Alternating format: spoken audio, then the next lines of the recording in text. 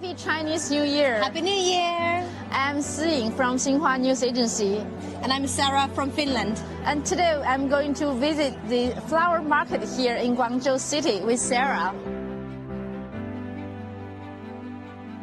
I've been in Guangzhou for 13 years now. 13 years. So it must be the 14th flower fair that I'm participating then.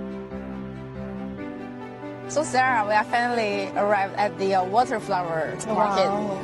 The history of it can be traced back in 500 years. It's nice that they still kept the tradition and can showcase the flowers on the boats that continue in that tradition.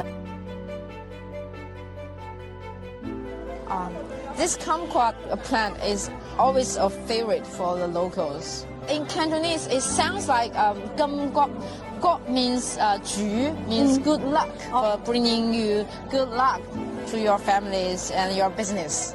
It's always very clever how it comes from the pronunciation, how it sounds lucky. So we can see a lot of like flowers and plants represent different meanings and wishes for people. Definitely. And they can choose what they want for next year. Yeah, exactly. It's the first time being here during the Chinese New Year. It's amazing. Thank you so much.